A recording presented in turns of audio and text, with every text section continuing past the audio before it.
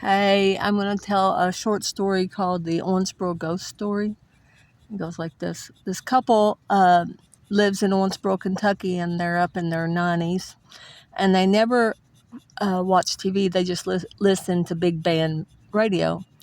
And she knits and he reads all these years. Well, early October, around 9 o'clock, they're listening to radio, and static comes on, kind of like a CB radio. And they think nothing of it. The next night, 9 o'clock, static again, and it's a little longer. Next night, static again, and they can kind of make out voices, but it just dies out. Fourth night, they're listening because, it's Owensboro and they're bored, and, they're trying to see if they can find out what that person's saying. So 9 o'clock rolls around, static comes on, and it's a woman's voice, and she says, "I didn't know," and it dies out.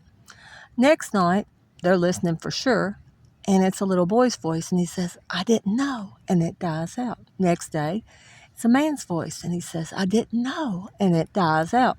This goes on, a distinctly different voice, for about 2 weeks. About 2 weeks in, they're listening, and they can tell there's more.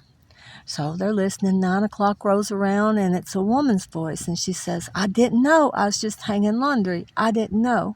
The next day, a little girl's voice. She says, "I didn't know. I was just running and playing. I didn't know."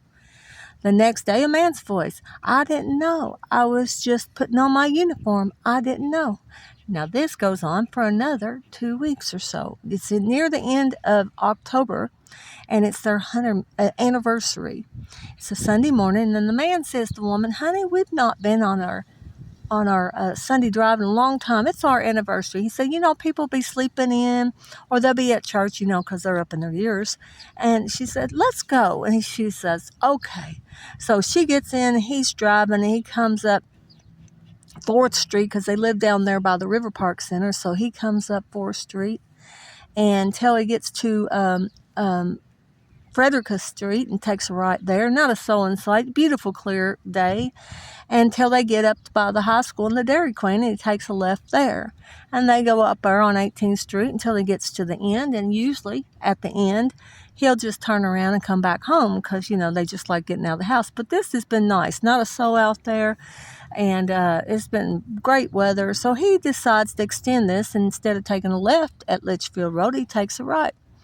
As he turns there on the Litchfield Road, as he goes around the corner, his wife says, "Honey, look." He says, "What?" And she says, "The cemetery." He says, well, so what? She said, "Have you ever noticed there's a radio tower in that cemetery?" She goes, "You know those voices?"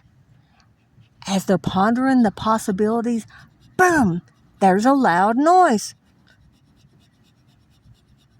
The next scene, the little old lady and the little old man look way down below them at the car wreck. They look at each other and say, "We didn't know. We were just driving." No one knows the day they're going to die. How I got that story is I was walking. Actually, there is a cemetery exactly in that spot. If you come to Owensboro now, you know how to get to it. And I was walking in it one day, kind of pondering people's lives.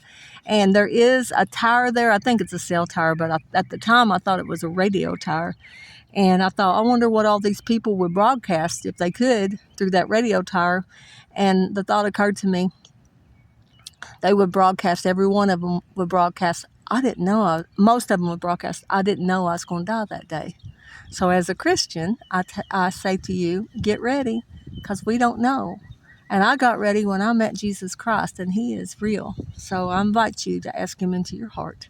Peace. This is Candy at Urban Pioneer and Van Life Christian. I am glad you're here.